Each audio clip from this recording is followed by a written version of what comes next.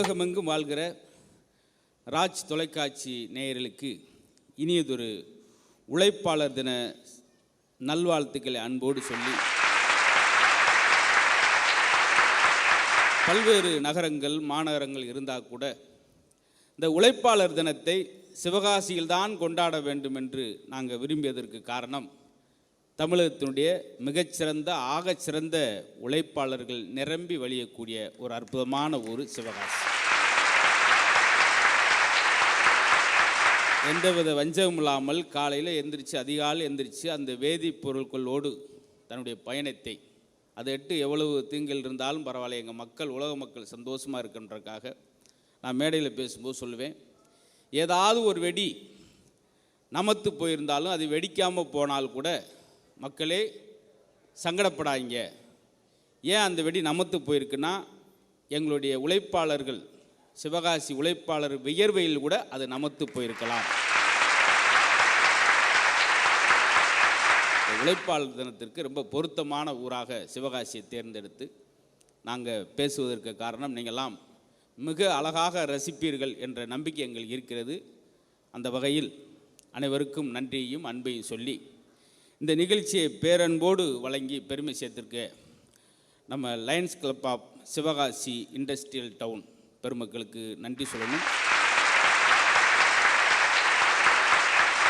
இந்த நிதி சேர்ப்பு நிகழ்ச்சியில் சிவகாசி தொழில் நகர் லயன்ஸ் சங்கம் 1992ஆம் ஆண்டு ஆரம்பிக்கப்பட்டு கல்வி உதவி, மருத்துவ உதவி, இரத்த தானம், ஏழை எளியோருக்கு பல சேவைகள், ஆதரவற்ற விதவை பெண்களுக்கு தையல் இயந்திரங்கள், மாற்றுத்திறனாளிகள் பயன்பெறும் வண்ணம் 3 சக்கர வாகனம் மற்றும் பல சேவைகள், நலிவுற்றவர்களுக்கும் ஆதரவுற்றவர்களுக்கும் பசி தீர்க்க அரிசி பைகள், பண உதவி என சேவைகள் மட்டும் குறிக்கோளாக கொண்டது எங்கள் லயன்ஸ் கிளப் சங்கம். 2000ஆம் ஆண்டு சேவைகளின் அடுத்தபடியாக கண்தான சேவையை தொடங்கி இன்று வரை சுமார் 575 ஜோடி கண்கள் தானமாக பெற்று பார்வையற்ற சுமார் 2300 நபர்களுக்கு பார்வை ஒளி கொடுத்துள்ளோம். இதுவரையிலும் 7 உடல்கள் தானம் பெற்று அரசு மருத்துவமனைக்கு வழங்கியுள்ளோம். ஏராளமான முதியோர் இல்லங்களுக்கு உணவளித்துள்ளோம். பசிப்பினி அகற்றுதல் திட்டத்தின் மூலம் ஏராளமான ஆதரவற்ற நபர்களுக்கு உணவு வழங்கி கொண்டு வருகிறோம். இத்தகைய உன்னத சேவைகளால் எங்களது பண்பாட்டு லயன்ஸ் இயக்கம் மாவட்டம் 234-2A சேவைகளில் முதன்மையாக சங்கமாக திகழ்கின்றோம். மேலும் 2000ஆம் ஆண்டு எங்கள் சங்கத்தின் அடுத்தபடியாக குறைந்த செலவில் தரமான கல்வி வேண்டும் என்ற நோக்கில் கிராமப்புற மாணவர்களின் கல்வி வளர்ச்சிக்காக ஒரு பள்ளி ரிசர்வ் லைன் ஸ்லோன் காலனியில் நிறுவி எங்கள் சங்க உறுப்பினர்களின் பேராதருடன் கொடை உள்ளம் கொண்ட சிவகாசி மாணவர்களின் பல தொழிலாளர்கள் மற்றும் பொதுமக்களின் பங்களிப்பாலும் ஒரு சிறந்த பள்ளியை லார்டு பிசிஏ லயன்ஸ் பள்ளி என்ற நிறுவி உள்ளோம். எங்களது சேவையை ஊக்குவிக்கும் விதமாக எங்கள் பன்னாட்டு லயன்ஸ் இயக்கம் வழங்கி நிதி உதவியால் 7 குழந்தையுடன் துவங்கிய பள்ளி இன்று ஆள்போல் தலைத்து சுமார் 1000க்கு அதிகமான மாணவியருடன் 12ஆம் வகுப்பு வரை நடத்தி வருகின்றோம். தரமான கல்வி என்ற தாரக மந்திரத்தை முதன்மையாக கடைபிடித்ததன் விளைவாக ஒவ்வொரு ஆண்டும் 100% தேர்ச்சியுடன் சிவகாசி மாநகரில் தலை சிறந்த பள்ளிகளின் வரிசையில் எங்களது பள்ளியும் சிறப்பு பெற்றுள்ளது என்பதை மகிழ்வுடன் தெரிவித்துக் கொள்கிறோம். ஒவ்வொரு ஆண்டும் மாணவர்கள் சேர்க்கை விதம் அதிகரித்து கொண்டே இருப்பதால் வகுப்பறையின் தேவையும் அதற்கேற்ற வண்ணம் அதிகரித்து கொண்டே இருக்கிறது. இப்போது புதிதாக 12 வகுப்பறைகள் கட்ட வேண்டிய அவசியம் கருதி கட்டிட வேலைகள் துவங்கியுள்ளோம். அதுக்கு நிதி திரட்டும் பொருட்டாக ஒரு நிதி சேர்ப்பு நிகழ்ச்சி வரும் ஏப்ரல் 26ஆம் தேதி ஞாயிற்றுக்கிழமை சிவகாசி நடத்த இருக்கின்றோம். அந்த நிதி சேர்ப்புகளுக்கு உங்களுடைய பங்கை நீங்கள் செலுத்தியமைக்காக உங்களுக்கு பெரிய நன்றி சொல்லி மகிழ்கிறோம். இதெல்லாம் அவர்கள் செய்த சேவை நம்மளுக்கு தொட்டு காட்டு வண்ணமாக இது செய்ய வேண்டிய நம்முடைய மரபு. அந்த வகையில் பெரிய நன்றியும் அன்பையும் இந்த சேவை உள்ளம் கொண்ட பெருமக்கள் லயன்ஸ் கிளப் நண்பர்களுக்கு சொல்லி மகிழ்கிறோம். அவர்களாம் சுயநலம் காணாமல் பொதுநலத்தோடு இயங்குகிற இங்கே மேலே விருது பெற்ற அத்தனை பெருமக்களுக்கு ஒரு பாராட்டுகள். அதே போல் இதே சிவகாசியில் எனக்கும் ஒரு நெருங்கிய நண்பர் அவர் ராஜலிங்கம் இதெல்லாம் சொன்னாங்க. எப்பொழுதும் ஏதாவது நானாக என் மனசுக்குள்ள நினைப்பேன், சிவகாசியில் ஒரு குட்டி எம்ஜிஆர் அப்படின்னு சொல்கிற அளவுக்கு எதை பார்த்தாலும் யாருக்காக கொடுக்கணும் அந்த நல்ல உள்ளம். இதெல்லாம் சிவகாசிக்கு சின்ன சின்ன அடையாளங்கள், சிறப்புகள். ராஜலிங்கம் அவர்களுக்கு நன்றி சொல்லிட்டு இந்த நிகழ்ச்சியை பேரன்போடு வடிவமைத்திருக்கக்கூடிய ராஜ்ஜி தொலைக்காட்சி குழுமத்திற்கும் தர்மராஜுக்கு நன்றி சொல்லிட்டு இனி உங்களுக்கான நேரம். பேச்சாளர் பெருமக்கள் சிறப்பான பெருமையும் சிறப்பையும் பெற்ற பல்வேறு மாவட்டங்களில் அவங்களுடைய பாராட்டுகளையும் பெற்றதை நீங்கள் பார்த்துருக்கலாம். அந்த வகையில் பேச்சாளர்களும் ஒரு சிறிய அறிமுகம் செய்திடணும். அதற்கு முன்பாக இந்த தொழிலாளர் உழைப்பாளர் தினத்தில் என்ன தலைப்பு அப்படின்றத நாங்கள் ஒன்றும் சொல்ல வேண்டிய அவசியம் இல்லை, நீங்களே பார்த்துட்டீங்க. நாட்டின் முன்னேற்றத்திற்கு முக்கியமானவர்கள் உழைப்பாளிகளா படிப்பாளிகளா? உழைப்பாளிகள் தான் என்று பேசுவதற்கு அருமை தம்பி விருத்தாச்சலம், இந்த சிவகாசி மாநகரத்தில் பாருங்கள், எத்தனையோ மாவட்டங்கள்லேருந்து வருகை புரிந்திருக்கிறாங்க உங்களை மகிழ்விக்க. நிரம்ப இந்த நிகழ்ச்சி நிறைவடைந்தவுடன் நீங்கள் வீட்டுக்கு செல்லும்போது முழு மன திருப்தியோடு போவீங்க. நிரம்ப தகவல்களும் நிரம்ப நகைச்சுவைகளும் கேட்டு நீங்கள் ரசித்து திருப்தியோடு செல்வது தான் எங்களுடைய நோக்கம் என்பதை கையில் எடுத்து, அருமை தம்பி விருத்தாச்சலத்தில் வழக்கறிஞராக இருந்து கொண்டு நிரம்ப பட்டிமன்றம், பாட்டு மன்றங்கள், சொற்பொழிவுகள், தன்னம்பிக்கை பேச்சை வழங்கி வரக்கூடிய அருமை தம்பி அருண் அவர்களுக்கு பெரிய கரகோஷம் கொடுத்து அவரை அன்போடு வரவேற்றார். அதே அணியில் நம்ம பகுதிக்கு பெருமை சேர்க்கிறவங்க ஜல்லிக்கட்டினுடைய முதல் பெண் வர்ணனையாளர், நிரம்ப சிறப்புகள், பட்டிமன்றம், பாட்டு மன்றம், ரசிகர் மன்றம், என்ன இருக்கும் மன்றம் இருந்தாலே மணிக்கணக்காக பேசக்கூடிய அளவுக்கு. அன்றைக்கெலாம் ஒரு வீட்டில் வாழைத்தார் கட்டியிருந்தேன், குபீர்னு உள்ளே போய் 1.5 மணி நேரம் பேசியிருக்கு. அவங்க சாஞ்சி இந்த மரத்தை நிமித்து கட்டியிருக்காங்க, அதுக்கு 1.5 மணி நேரம். இந்த மாதிரி நாங்கள் சிலர் வெறி கொண்டு ஓடுவோம். எங்கேயாவது மைக் செட்டு போட்டுருந்தால் பட்டக்குன்னு மைக்கை பிடுங்கி பிரமாதமாக இதெல்லாம் வேணும் சார். சமீபத்தில் ஸ்ரீவில்லிபுத்தூர் ஆண்டாள் கோயிலில் ஆன்மீக சொற்பொழிவு 3.5 மணி நேரம் ஒரு பெண் தனியாக பேசியிருக்காள். தனியாகனா ஆடியன்ஸ் இல்லாமல் நினைக்காங்க, மேடையில் அவங்க மட்டும் 3.5 மணி நேரம் பேசுகிற பார்த்து ஆண்டாலே வெறுத்து விறுவிறுத்து ஓடி அந்த ஆத்தா தாய் முடி நான் கொஞ்சம் நேரம் தூங்கணும்னு சொல்லி ஆண்டாலே ஒரு ஆர்ப்பரிக்கிற அளவுக்கு பேச்சு. இதெல்லாம் இங்கே 6 பேருக்கும் பொருந்தும். அந்த வேலை சிறப்பாக பேசக்கூடிய கோயில்பட்டியைச் சேர்ந்த அன்னபாரதி அவங்க திருநெல்வேலி. அங்கே ஒரு பெரிய 13 மாடி கட்டடம் இருக்கு இல்லையா, அங்கே தான் அவங்க அப்பா அந்த கட்டடத்துக்கு பின்னாடி வடக்கடை போட்டிருக்காரு. நீங்கள் யாராவது இந்த பக்கம் போகிற வாய்ப்பு இருந்தால் ₹1 கமிஷன் அடிப்படையில் நீங்கள் ₹3 கொடுத்தா சாப்பிட்டுக்கலாம். அதுக்கடுத்து ஆஸ்பத்திரி செலவை நீங்களே பார்த்துக்கலாம். நீங்கள் வடை சாப்பிட்டு போகிறோம், பக்கத்து ஹாஸ்பிட்டலில் அட்மிட் ஆகிறாங்க, தகவல் வந்துக்கிட்டே இருக்குது. அந்த வகையில் சிறப்பு. அதே நிகழ்ச்சிக்கு உழைப்பாளிகள் தான் என்ற தலைப்பில் இன்னும் சிறப்பாக பேசுவதற்கு எம்ஏ எம்எட் இந்த இளம் வயதிலே முடித்துவிட்டு ஆசிரியராக இருக்கக்கூடிய அரியலூரை சேர்ந்த பவித்ரா அவர்களுக்கு ஒரு பெரிய கரகோஷம் கொடுத்து அன்போடு வரவேற்றார். இந்த மாதிரி இளைய தலைமுறைகளாக மேடைக்கு வந்தால் தான் நிரம்ப புதிய தகவல் கிடைக்கும். அதனால் இந்த மேடையிலே பாருங்கள், எல்லாருமே இளமை ததும்ப பேச போகிறாங்க. நிரம்ப வெற்றி பெற்றவர்கள், பரிசு வாங்கினீங்க, உங்களுக்கும் பாராட்டுக்கள். அப்படி கிடையாதுங்க, உழைப்பாளிகள் மட்டும் இருந்தால் போதுமா?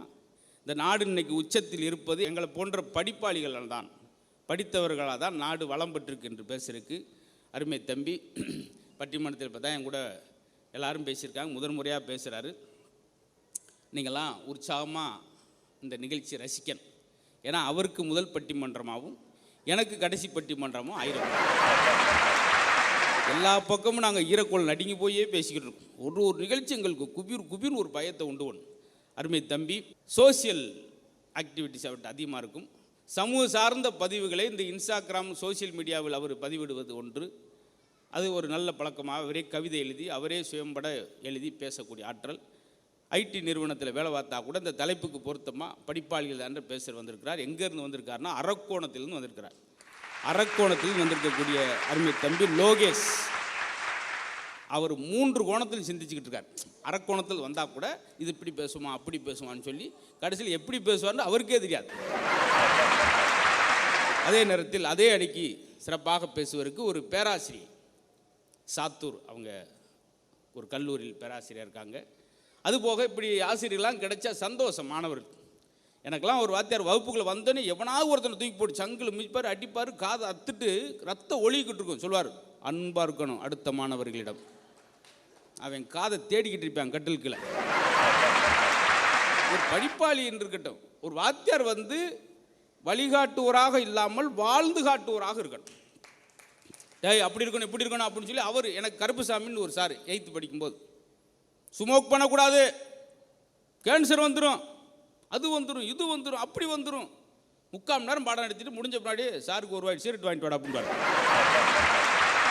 நீங்கள் எல்லாம் பாடம் நடத்த வேண்டிய அவசியமே இல்லை வாத்தியார்கள்.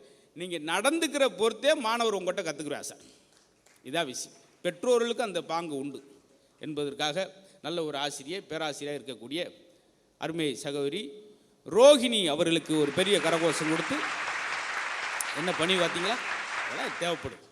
ரொம்ப ஆச்சரியமாக இருக்கும் அவங்களுடைய ஒரு பேச்சும். அதனை தொடர்ந்து தம்பி எட்டி பார்க்குறேன், நம்மளை மறந்துடுவாரோ என்னமோன்னு. அதை எப்படி சொல்லாமல் ஒரு ஆளை மட்டும் நான் விடுவேன்? என்ன என் மேலே இப்படி ஒரு அவநம்பிக்கை சந்தேகம்? அவருமே தேவக்கோட்டை சொந்த ஊர், அங்கேருந்து வருகை புரிந்துள்ளார். இப்படி ஒவ்வொரு மாவட்டத்துக்குமே வந்திருக்க, விருத்தாச்சலமாக இருக்கட்டும், அரியலூராக இருக்கட்டும், அரக்கோணமாக இருக்கட்டும், அவங்க ஊர் என்னென்னா செட்டிநாடு. அந்த உணவு முறையே அழகாக இருக்கும், வீடு பிரம்மாண்டமாக இருக்கும். 1000 ஜன்னல் வீடு எண்ணி பார்க்க முடியுமா?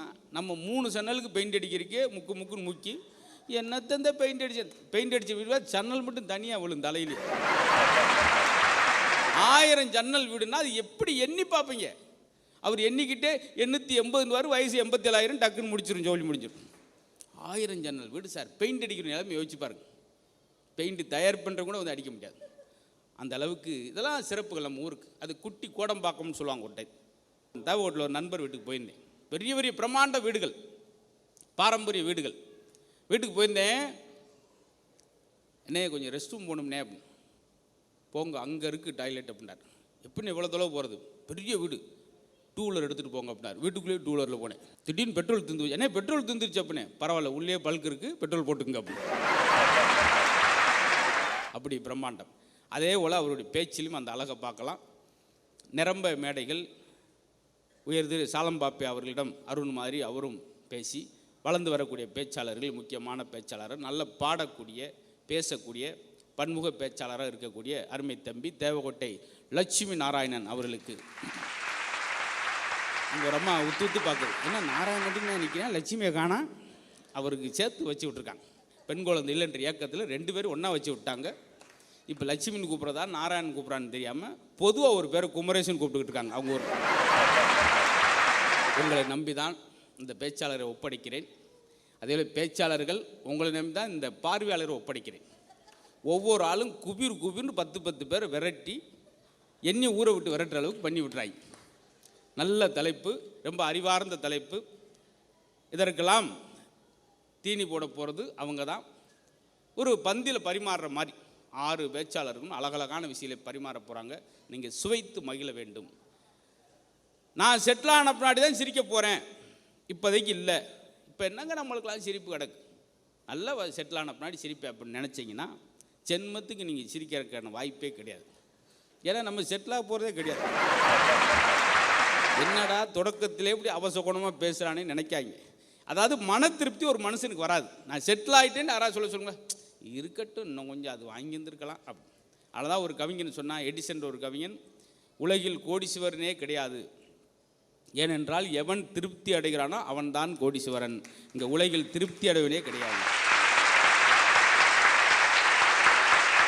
மே தினம், மே 1 என்ன சிறப்பு அப்படின்னா, 19ஆம் நூற்றாண்டில் சிக்காகோ நகரில் கிட்டத்தட்ட 18 மணி நேரம் வேலை செஞ்சுருக்காங்க அமெரிக்கர்கள். கடுமையான வேலைப்பளு. இதுக்கு ஓய்வு இல்லாமல் இருந்தது. போயிட்டு வீட்டுக்கு போய் ஒரு ரெஸ்ட் ஆகி மறுபடியும் வரக்குள்ளேயும் வேலை ஆரம்பிக்கணும்.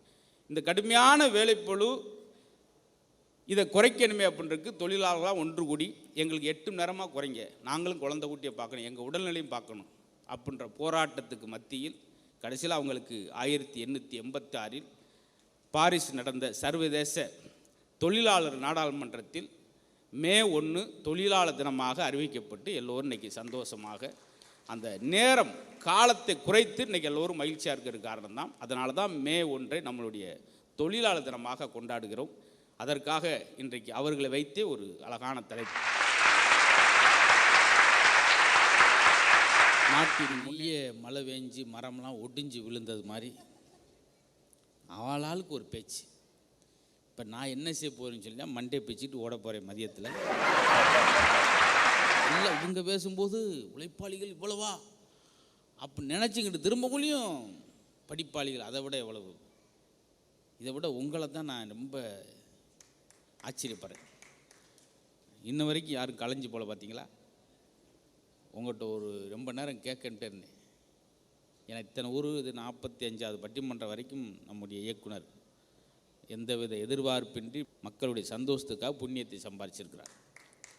45 ஊர்களில் பண்ணிட்டோம். குபீர்னு எந்திரிப்பாங்க. ஒரு இடத்துல டைம் ஆச்சுன்னு பேச்சாளர் 2 பேர் எந்திரிச்சு போயிட்டாங்க.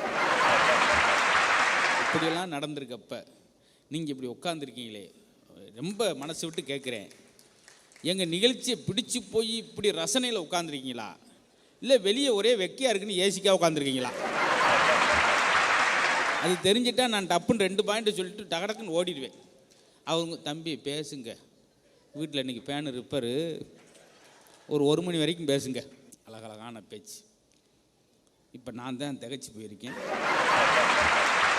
சல்லடையில் சலித்த பின்னாடி மண் சல்லி எல்லாம் போன பின்னாடி கடைசி அரிசி தேங்கி இருக்கிற மாதிரி அற்புதமான ரசிகர்கள். நிறைவில் அருமையான தகவல், புதிய தகவல். அதனால தான் அந்த இளமை பேச்சாளர்களுக்கு அது கைவந்த கலை. அன்றாடு தேடல் இருக்குது அவங்ககிட்ட. இது இவ்வளவு கோலோச்சி வெற்றி பெற்றதுக்கு காரணம் அவருடைய தேடல், அவருடைய படிப்பு, அவருடைய உழைப்பு. அப்போ போயிட்டு வாங்கன்னு சொல்ல முடியாது. சொல்லிட்டாங்க உழைப்புன்னு. வேற என்ன, விடிய பேசி ஒரு படிப்பாளிக்கு அத்தனை பாயிண்ட் பாவம். அவன் பாவம் லட்சுமி நாராயணெலாம் 16 பக்கம் எழுதிட்டு வந்து இப்படி தீர்ப்பு சொல்லுவாங்கன்னா நம்ம 2ஆம் பக்கத்துலேயே முடிச்சுட்டு போயிருக்கலாமே. நம்மளுக்கு பஸ்ஸு சிவாசியில் 9 ஆளுக்கு ஓடி இருந்திருக்கலாம். அப்படி சில நேரம் பாருங்க, பேர் அது மாறும். சிவகாசி வெடினா உங்கள் மனசும் அதே மாதிரி வெடிச்சிரிப்பாக சிரித்தீர்கள். நான் வெடித்து உங்கள் ஊரில் பார்த்துருக்கேன், எத்தனை வேணும். ஆனால் இன்றைக்கி தான் வெடிச்சிரிப்பை பார்த்துருக்கேன். நீங்கள் சிரிக்க இவர்களால் அப்படியே ஃப்ளோ கட்டாகாமல் வந்துக்கிட்டே இருக்கு. அதுக்கு நீங்களும் ஒரு காரணம். ஏன்னா சில நேரம் அமைஞ்சு போயிடும். ஒரு சிங்கம் அப்படி காட்டுக்குள்ளே வந்துக்கிட்டே இருந்துச்சு. ஒரு குரங்கு மரத்து மேலே இருந்துச்சு. இந்த சிங்கத்துக்கு பசி எப்படியாவது சாப்பிடுவோம். கீழே இறங்கி வர வேண்டியானா, ஏன் ரொம்ப நேரம் அங்கேயே உட்காந்துருக்கோம், கீழே வந்தால் நீ என்னை துண்டுருவ அப்படின்னு. அதெல்லாம் சாப்பிட மாட்டேன், சும்மா வா ஃப்ரெண்டாக இருப்போம். அப்படின்னா நீ என்ன செய்யி, உன் கையை கட்டிக்க, ஒரு இதை வச்சு கட்டிக்கிடுச்சு. காலையும் கட்டிக்க, சரி கட்டிக்கிறேன். வாயும் கட்டிக்க, எல்லாம் கட்டிடுச்சு. இப்போ இறங்கி வா. வந்துச்சு. படபடண்டு குரங்குக்கு வேர்த்துருக்கு. சிங்கம் சொல்லிக்கு, அதான் திங்க மாட்டேன், அப்புறம் எதுக்கு வேர்க்கிற? இல்லை முத ஒரு சிங்கக்கறியை சாப்பிட போகிறமேன்றதில்ல. நிறையா பேர் பாருங்களேன், க்யூவில் நிற்போம், பக்கத்தில் இருக்கு, வேகமாக போகும். அத்தடி அது வேகமாக போய் அங்கே போவான், டப்புன்னு அது நின்று இது விறுவிறுன்னு போய் கம்ப்ளீட்டாக முடிஞ்சு போயிடும். வண்டி ஒரு பஸ்ஸு 4ஆம் நம்பர் பஸ்ஸுக்கு 4 மணி நேரமாக நிற்போம், ஒரு பஸ்ஸு வராது. பக்கத்து ஊர் பஸ்ஸாக வரும். எப்போயாவது 3 மணி நேரம் கழிச்சு வரும். மறுநாள் வேறு ஊருக்கு போகிறதுக்கு நிற்பேன், வண்டி ஒரு பஸ்ஸாக 13 வண்டி நிற்கும். கல்யாண பந்தியில் சாப்பிட்டுக்கிட்டு இருப்போம். நம்ம இலை வரைக்கும் பாயசம் வந்துட்டு கரெக்டாக தீர்ந்து போயிடும். சொரட்டு அகப்பி வச்சு ஓட அங்கிட்டு போய் சுரட்டுறா. மறுபடியும் பாயசம் நம்பி கொண்டு வருவேன், நம்மளே தாண்டி அதுலேருந்து வச்சுட்டு போவேன். இவ்வளவு சார் வேகமாக டக்குன்னு வாடான்னு வாங்கி. ஆனால் வாத்துக்கு என்ன பேர் வச்சிருக்கான்? ஸ்லோவாக வர்றதுக்கு டக்குன்னு பேர் வச்சிருக்கேன். ஆம்புலன்ஸ் பாருங்க, அடிவட்டம் பேசாமல் கிடப்பேன், போகிற ஆம்புலன்ஸ் கத்திக்கிட்டே போகும். அதே போல் ஒரு நாள் கூட நம்ம பக்கத்தில் 15 வருஷம் வீடு இருக்கும். நல்லது கெட்டதுக்கு எட்டி பார்க்காதவன் கரண்ட் போனோன்னு எட்டி பார்ப்பேன். அவங்க வீட்டில் எரியுதா? அவன் வீட்டில் எரியலனாத்தே இவனுக்கு சந்தோஷம். நல்ல அவன் வீட்டில் இல்லட்டாடி, அப்படியா சந்தோஷம்டா. ஏன்னா அவன் 2 சீரியல் சேர்த்து பார்த்துடக்கூடாது. எவ்வளோ வேதனை சார். பக்கத்து வீட்டூரில் ஒரு பெரியவர் செத்து போயிட்டா, 8 மணிக்கு மேலே அங்கிட்டு போயிடாத, செத்து ஆவியாக திர்றாரு. நேற்று முருகேசன் டமக்குன்னு அமைக்கிட்டார்ல கம்மாக்குள்ளே. ஆனால் இதே மாதிரி இவங்க வீட்டில் ஒரு தாத்தா சாகட்டும், எங்கள் தாத்தா சாமி ஆகிட்டார். அன்றைக்கி 3 மணிக்கு திவசம் கொடுக்கலாம்னு இருக்கோம். பார்த்தீங்களா எப்படி இருக்குன்னு? லாட்ரி சீட்டில் இவனுக்கு முன்னாடி எடுத்த சீட் 301, அவன் 302, அவனுக்கு 6 கோடி ரூபா விழுந்திருக்கும். இவன் வாடகை சைக்கிளில் போய்கிட்டு இருப்பான். எப்படி அமைவார். இதெல்லாம் எதுக்கு சொல்கிறேன்னா, எதுக்காவது சொல்கிறேன்றது கிடையாது. இல்லாத தினத்தில் 2 புதுசாக ஏதாவது சொல்லுவேன்றக்காக சொன்னேன். வேறு ஒன்றும் நீங்கள் பெருசாக எதிர்பார்த்துட வேணாம். நிறையா உழைப்பாளிகளுக்கு அவ்வளோ விஷயங்களை சொன்னாங்க. மறுபடியும் அதை நான் திருப்பி சொல்லி நேரத்தை விரயம் பண்ண விரும்பலை. அதே போல் படிப்பாளிக்கு எவ்வளவு சார். இங்கிட்ட கண்ணாசன் படித்தாரா? ஆனால் படித்தவர்களை பயமுறுத்தினார். எல்லாரும் நிரம்ப படித்தவர்கள் இவர் மாதிரி பாட்டு எழுத முடியலன்னு சொல்லி இவருக்கு சந்தம் சரியில்லைங்க, இவர் ரொம்ப படிக்கலைங்க, 8ஆவதாங்க படிச்சிருக்காருன்னு சொல்லி போராமையின் வெளிப்பாடு. என்னங்க வாயை திறந்தா பூரா வழிகளா, தத்துவங்களா, கருத்துகளா. இந்த மாதிரி விவசாயிகள் விவசாய நிலத்தில் வேலை பார்க்கும்போது அவங்களுக்கு ஆறுதல் என்ன தெரியுமா? அந்த எஃப்எம்ல வர்ற பாட்டு சார். உலகம் ஆயிரம் சொல்லட்டுமே, விரக்தியில் இருக்கிறப்ப அவன் அப்படி சொல்லிட்டான்னு நினைக்கிறப்ப அந்த 2 வரி கண்ணதாசன் வரி இவங்களுக்கு எவ்வளோ ஒரு உரம் கொடுத்துச்சு தெரியுமா? தற்கொலை முயற்சியை மாற்றிருக்கு தெரியுமா? உலகம் ஆயிரம் சொல்லட்டுமே, உனக்கு நீதான் நீதிபதி, மனிதன் எதையோ பேசட்டுமே, உன் மனசை பார்த்துக்க நல்லபடி. பெரிய மருத்துவர் சார். 1000 படித்த மருத்துவர்கள் சொல்லி ஒரு மனுஷனுக்கு மனநிறைவை தராத விஷயத்தை ஒரு எளிமையான குறைவாக படித்த ஒரு கண்ணதாசன் அவர்கள் மருந்தாக இருந்திருக்கார். பார்த்தீங்களா? நிரம்ப படித்து டாக்டர் என்ன செய்கிறாங்க? உட்காருங்க, என்ன செய்யுது, வேற என்ன, வாழ வந்தேன், அப்புறம் இங்கே வந்தேன். டாக்டர் கேட்பார், ஏம்மா நல்லி, நான் இல்லாப்ப யாராவது என்னை பார்க்க வந்தாங்களா? அந்த அம்மா மனசுக்குள்ள இருக்கும்போது இந்த முகரை தெரிய ஒரு ஆள் வர மாட்டாங்க. இல்லை அப்போ வராங்க. இல்லை சார், யாரும் வரல சார். வந்தா சொல்லுமா? வந்தா தானே. இப்படி ஒரு மருத்துவராக ஒரு எளிமையான சாதிச்ச சாதனை அவர் போய் நீங்கள் சொல்கிறீங்களே எவ்வளோ சார்? சீட்டி நாயுடுன்னு சொல்லி எதுவுமே படிக்காதவர் கண்டுபிடிச்ச இவ்வளோ சொல்கிறீங்க.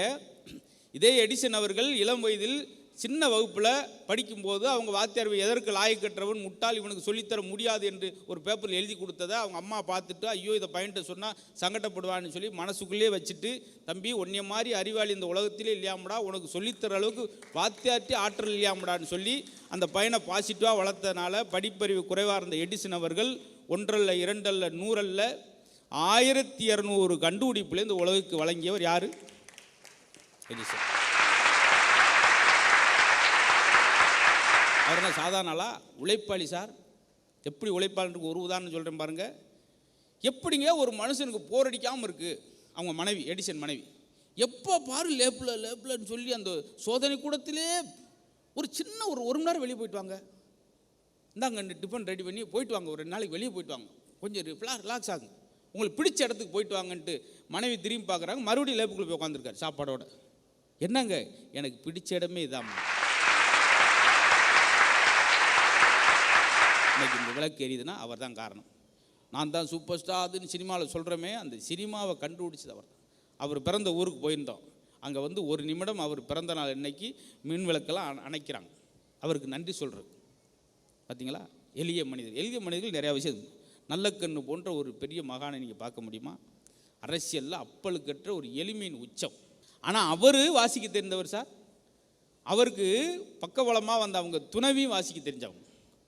அப்போ சொன்னாங்க, ஒன்றுமில்லாத நல்லக்கண்ணுக்கு போய் பொண்ணு தாரீங்களேன்னு சொல்லி அந்த ஊரில் நல்லக்கண்ணுக்கு பொண்ணு கொடுத்த மாமனார்கிட்ட சொல்கிறாங்க, இவருக்கு போய் பொண்ணு தாரி, ஜெயிலிருந்து வந்தவருக்கு.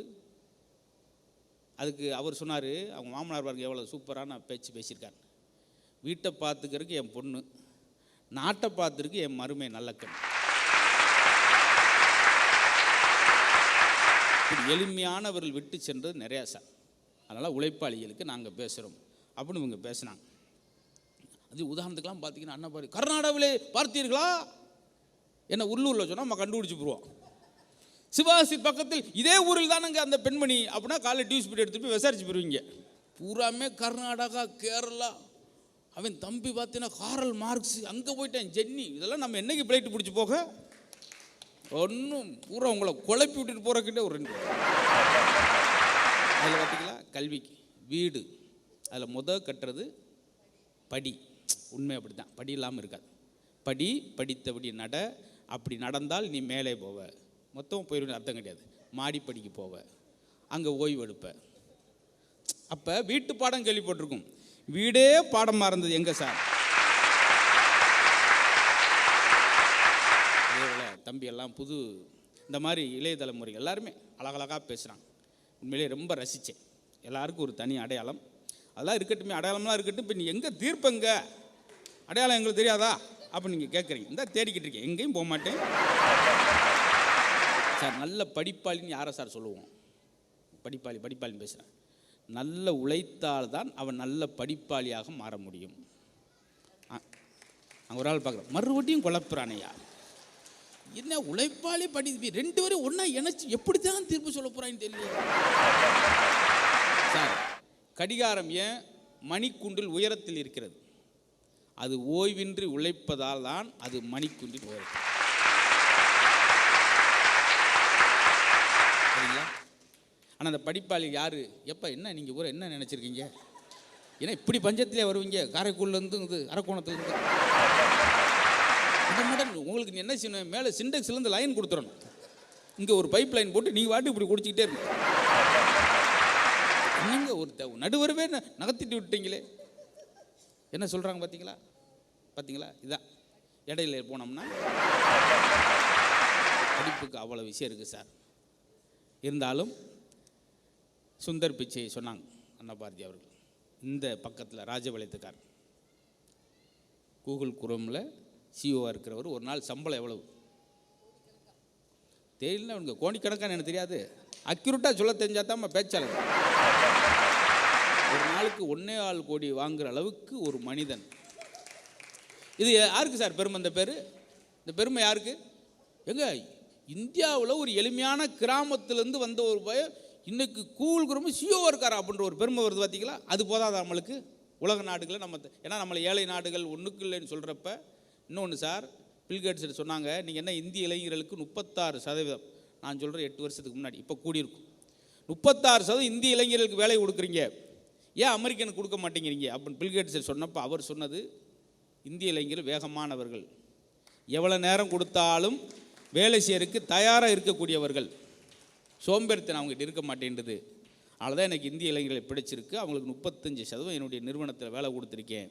நீங்கள் மறுத்து என்னை மீறி நீங்கள் இங்கே நிறுவனம் வைக்கக்கூடாதுன்னு சொன்னால் என்னுடைய நிறுவனத்தை நான் இந்தியாவுக்கே கூட மாற்றிக்கிறேன் நம்மளுக்கு சான்று கொடுத்தாரு பில்கேட்ஸ்.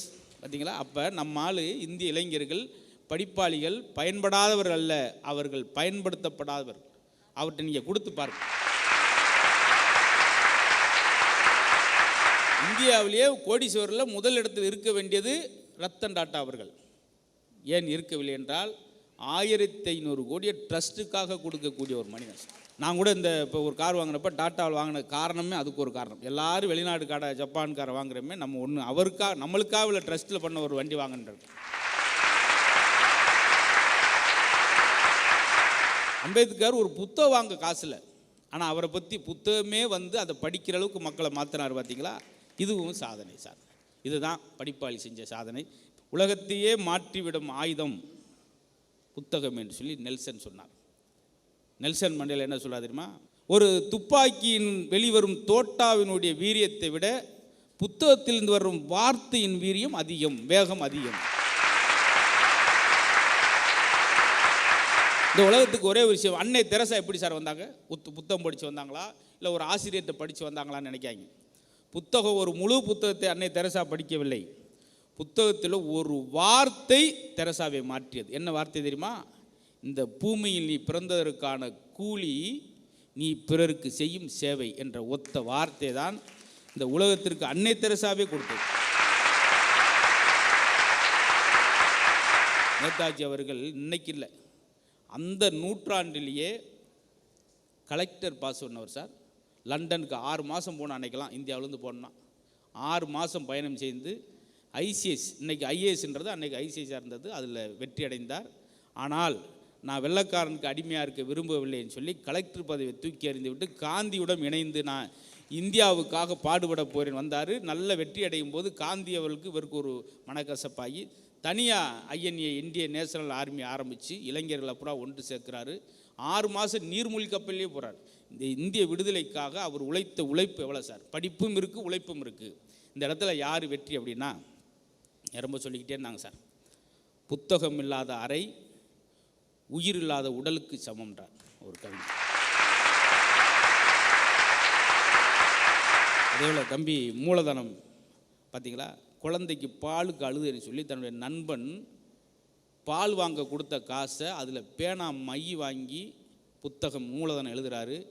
என்னடா குழந்தைக்கு கொடுத்த போய் மை வாங்கி எழுதிட்டு எதுக்குன்னு கேட்டப்ப, ஒரு குழந்தை தான் வறுமையில் வாடி இறக்கும், இனிமேல் இந்த உலகத்தில் எந்த குழந்தைகள் வறுமையில் வாடக்கூடாது என்பதற்காக பேனாமை வாங்கினேன்னு சொல்லி காரல் மார்க்ஸ் சொல்லியிருக்காருன்னா, படிப்பாளி செஞ்ச சேவை இன்னைக்கு கொஞ்சம் கொஞ்சம் ஞாபகப்படுத்தணும் சார். ஒரு மாணவன், கல்லூரி மாணவடி பஸ்ஸில் 2 வரான், பெரியவர் உள்ளே இருந்த ஒரு உழைப்பாளி கேட்குறாரு, கிராமத்து விவசாயி, தம்பி என்ன படிக்கிறீங்க? அவன் நம்மட்டு சிரிச்சிட்டு, சொன்னால் உங்களுக்குன்னா புரியாத போகுது பெருசு அப்படின்னா. அதுக்கு அவர் சொன்னார், புரிகிற மாதிரி சொல்கிறதுக்கு தான் தம்பி உன்னை படிக்க வச்சது. உன் படிப்பவே உன்னால் புரிகிற மாதிரி சொல்ல தெரியலையே, நீ படித்து என்ன செய்ய போகிற அப்படின்னார். இதுலேருந்து என்ன தெரியுதுன்னா, அவங்களுக்கு சில விஷயம் உண்டு. படிக்காதால்னா கூமுட்டை நினச்சிறாங்க. அப்படி 4 பேர் வந்துக்கிட்டு இருக்காங்க. அங்கே ஒரு பார்வை இல்லாதவர் உட்காந்துருக்காரு. அப்போ அந்த வழியில் பூரா வெள்ளரி பிஞ்சாக இருக்கு, பிடுங்கி சாப்பிட போயிருக்காங்க. இவர் சொல்கிறார், இந்த பார்வையற்றவர் சொல்கிறாரு, அந்த வெள்ளரி பிஞ்சை பிடுங்காங்க, அது ரொம்ப கசக்கும். ஓ, வெள்ளரி பிஞ்சு கசக்கும்னு நீ எப்படியா, உனக்கு எப்படியா தெரியும்? அது நல்ல பழமாக இருந்தால் நேரம் பாதையில் யாராவது விட்டு வச்சுருப்பாங்களா? அது நல்லா இல்லை, கசக்கிறது தானே பாதையில் ஒரு இவ்வளோ வெள்ளரி பிஞ்சு. அதே இவ்வளோ பிடிங்கி பார்க்குறாங்க, கசக்கு. தாகம் அவங்களுக்கு, தண்ணி குடிக்கணுமே, எங்கே தண்ணி இருக்குன்னு பார்க்கும்போது அவர் சொல்கிறார், அப்படியே வடக்கு பக்கம் போங்க, ஒரு 1 கிலோமீட்டரில் தண்ணி இருக்கும். அதே போல் போகிறான், வடக்கு பக்கம் தண்ணி இருக்குது, குடிச்சு. எப்படியா வடக்கு பக்கத்தில் இல்லை, எல்லா பக்கம் வெக்க காற்று வந்தது, வடக்கு பக்கம் மட்டும் குளிர்ந்த காற்று வந்துச்சு, அதை வச்சு நான் சொல்கிறேன். அவங்களுக்கும் சில விஷயம் இருக்குது சார். அதனால் நல்ல படிப்பாளிகள், நாட்டுக்கு நிறையா பாடுபட்டுருக்கீங்க. அதே நேரத்தில் இந்த எளிமையானவர்கள் மதித்து அறம் செய்த ஒரு படிப்பு, அதை செய்தால் நீங்கள் எப்போதும் வெற்றி தான். ஒரு எளிய விவசாயி மதித்து சொன்னாங்க பார்த்தீங்களா, பேட்டா செருப்பை ஷோரூமில் வச்சுருக்கீங்க ஏசியில், ஆனால் கத்திரிக்காய் காய் நம்ம தினமும் சாப்பிடக்கூடியதை வாசலில் போட்டு வச்சுருக்கீங்களே, அப்படியாப்பட்ட எளிமையான விவசாயியை மதித்து அவர்களோடு நீங்கள் அவருடைய அறிவுரைகளை கேட்டு வருகிற படிப்பு அழகான படிப்பாக இருக்கும். எளியவரையும் விவசாயியும் மதிக்கக்கூடிய ஒரு படிப்பாளி இந்த நாட்டிற்கு தேவை. அவர்கள் முன்னேற்றம் அடையும் என்று சொல்லி இந்த மேதின சிறப்பு பட்டிமன்றத்தில் நாடு வீடு முன்னேற்றத்திற்கு பெரிதும் காரணமாக இருப்பவர்கள் விவசாயியும் எளிமையானவரையும் மதித்து வாழ்கிற ஒரு படிப்பாளியால் முடியும் என்று சொல்லி உங்கள் அத்தனை பேருக்கும் அன்பான வணக்கத்தை சொல்லி உங்கள் முன் அன்போடு விடைபெறுகிறோம். நன்றி, வணக்கம்.